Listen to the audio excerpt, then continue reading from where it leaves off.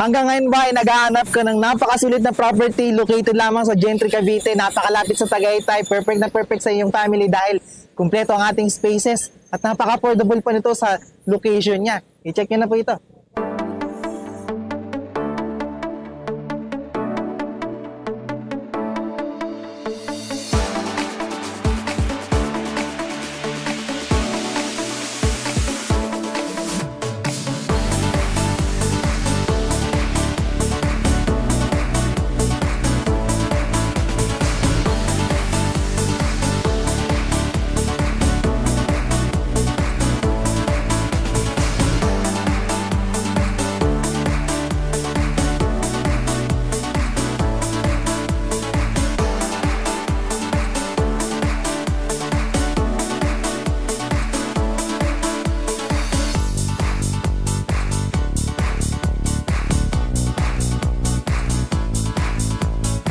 Good day po mga ka-Your Homes. Nandito po tayo ngayon sa Barangay Panongyanan, General Trias, Cavite, and for today's house tour, i-feature po natin ang isa pong project ni Axia Development Corp, ang Richdale West Phase 2. Ang Richdale West Phase 2 po natin ay napakaganda po ng location. At ito po yung susunod po nating ongoing construction na ginagawa dahil naubos na po yung mga unit natin sa Phase 1.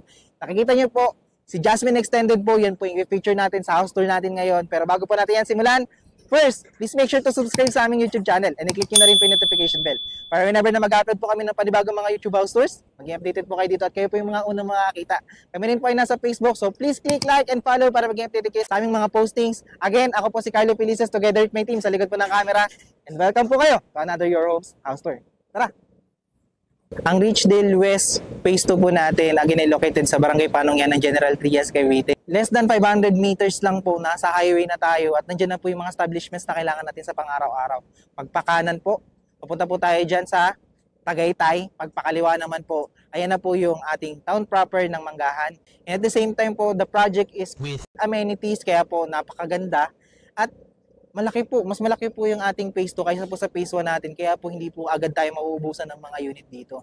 Nandito po tayo ngayon sa phase 1 para i-feature po yung kanilang model unit na si Jasmine Extended. Para magkaroon na rin po kayo ng mga update sa construction po dito. Shout out po sa mga client natin na nakakuha po ng unit dito sa phase 1 natin kay Jasmine Extended. Ito po ongoing po siya. Pansin nyo po dyan, ayan na po yung dated na construction niya. So ngayon po, i-feature po natin again ang ating model unit na si Jasmine Extended. Meron po itong lot area na 71.5 square meter kaya po napalaki at saktong-sakto po sa family po ninyo sa mga spaces na kailangan nyo na sa pang-araw-araw. Meron din po tayong floor area po na 78 square meter kaya po napakasulit. At the same time po, basic turnover po natin dito, malaki po yung space natin at tayo po yung makakapag-decide kung paano po natin gustong gawa ng design yung ating bahay. So ano pang hinihintay natin? Tignan po natin ang ating model unit. So dito po, as you can see, dahil tayo po ay 71.5 square meter, meron po tayong malaking lot area. Meron po tayong parking space. Dito po, pwede pa po kayong magtanim. But anyway, ito pong nakikita nyo ngayon, na pinipicture natin ay end unit. So meron pa naman tayong mga available po niyan. Meron po talaga kayong space dito sa gilid kapag kayo po ay end unit. Pero pag tayo ay inner unit, para kagaya po dun sa model unit sa kabila, meron po tayong space sa harapan po natin. So ngayon, ito po yung pagkakadesign ng ating bahay. As you can see, napakasimple lang po. Meron lang po siyang onting design dito sa harapan ng mga bato. Pero ito na po yung pagkakadesign niya. In case po na gusto niyo ng renovation, pwede naman po yan. Papaprove lang po natin yung plano natin. So tignan na po natin yung loob po ng bahay. Tara. Dito, nabanggit ko po sa inyo na tayo ay bare turnover po. So as you can see, cemented po ang ating sahig. Plain finish po yung ating mga walls. So ito po yung ating mga ceiling. Napakatibay na rin po niyan. Hindi nyo na kailangan tibagin. Nung pagkalagay nila, nilagyan na po ng semento ng bakal. Ganyan na po siya. Kaya mas matibay. Wala na pong tinibag. But anyway, this is the space for your living area. Napaka-spacious niya po because this unit, meron po siyang 78 square meter po na floor area. Kung mapapansin nyo, kung end unit naman po kayo, may bintana na po kayo sa side na to. And dito naman po yung ating space for the kitchen area. Sa kitchen area po natin, may tiles na po ang ating countertop. Meron na po tayong stainless sink. Meron po tayo dyan. Gripo na kasama po. Pero ito po yung pinaka-turnover niya para in case po na gusto nyo siyang designan ng mas maganda, marami po kayong magawa. Pero ang advantage po ng ating kusina, meron silang malaking bintana dito. So, maliwanag po at maaliwalas. Maganda rin po yung pagpasok ng hangin. Kapansin-pansin din po na tayo ay naka-high ceiling. Kaya po maganda talaga yung pagpasok ng liwanag at saka ng hangin. So dito po kung mapapansin nyo, meron din tayong bintana dito na sliding window para makita po natin yung ating parking. Meron tayong service area. No, hanggang dito po yung ating service area, pero ito po ay sementado na. No, yan na po yung mga less na ipagagawa po natin sa ating unit, kaya po napakaganda po ng unit po na ito. And at the same time po, dito naman po located yung ating toilet and bath. So sa toilet and bath naman po natin, halos complete na po yung pagkaka-turnover maliban po sa walls at saka sa ceiling. So kailangan na po natin ito ipag-finish, or kaya kung gusto niyo pong palagyan ng kisame. Pero sa fixtures, kompleto po tayo. May tiles na po tayo. May toilet, may lavatory. May ventilation po tayo dito sa side po na to. May toilet paper holder. At PVC plastic door na rin po yung pintuan po natin. So nakita po natin yung ating spaces for the ground floor. Tignan po natin yung second floor. Tara!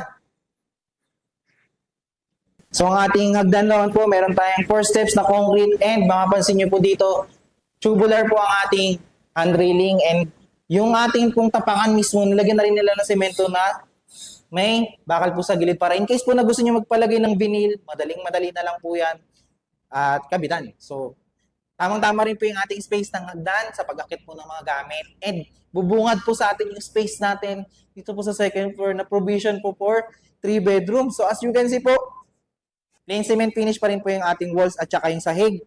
And kung mapansin nyo, maaliwalas po talaga kasi maraming bintana. Pero ito pong mga bintana sa side po na ito ay for end unit. Yung ating mga inner unit po ay meron lang po dito sa harapan at saka sa likod.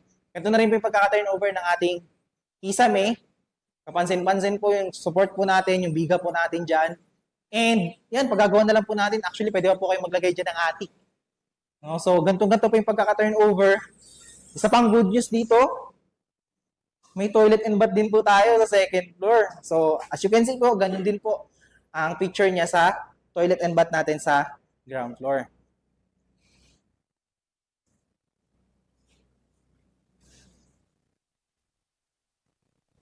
Conventional pa rin po ang pagkakatayo ng mga unit natin dito, kaya po napakatibay ng bahay. Meron po silang poste, may biga, kaya po napakagandang bisa ng bahay na to. Ngayon po, wala lang po silang model unit, pero at least nakita po natin yung mga spaces na magagamit natin dito po kay Jasmine Extended. Nakita po natin yung ating model unit, or nakita po natin yung actual turnover. Pag-usapan po natin ang presyo. Tara! So magkano nga ba ang presyo ng ating model unit po, or sa ating model unit na si Jasmine Extended, na meron pong lot area na 71.5 square meter at floor area na 78 square meter. So yan po ay available kay Pag-ibig. At the same time po, kung hindi po kayo pasok sa required income natin na 57,000, pwede naman po ang co-borrower. Pag-usapan po natin yan sa inyong mga inquiry. So in case po na gusto nyo magpa-tripping at meron po kayo further inquiries po dito po sa project po nito sa amin, you can contact us sa number po na makikita niyo sa screen. Diyan din po yung aming Facebook page. Kaya kung hanggang ngayon naghahanap ka ng property located lamang sa General Trias, Cavite, napaganda ng location at maganda ang klima, check yun na po ito. Actually, dito po tayo ngayon sa phase 1. Ongoing po yung development po dito, kaya nakapansin nyo medyo maingay. Pero hindi po yan makakapigil sa atin para bigyan ko po kayo ng house tour para sa project po na ito. At the same time po, ongoing po yung construction natin dito sa phase 1 again, and makikita nyo po sa drone shot. Napakaganda po ng development at mabilis na po itong malipatan, lalo po sa mga client po natin dyan. Nakakuha po dito sa phase 1 po natin. So, and makikita nyo rin sa screen yung ating entrance ng phase 2. Ongoing na rin po yung development dyan, kaya mabilis na rin naman po yan. So, yan po yung susunod natin itatayo. At dyan po meron mga available units. Nandyan po yung furniture po natin ngayon sa Jasmine Extended. Meron po tayong Carnation dyan at meron po tayong Linnea. So, yan po yung abangan nyo na mga i-upload po namin ng mga house tour pa. Kung hindi pa po kayo nakasubscribe sa aming YouTube channel, please like, share, and subscribe na rin po para mag-update kayo sa mga bago po namin i-feature na bahay na kagaya po nito. Maraming salamat po sa panonood at magandang araw.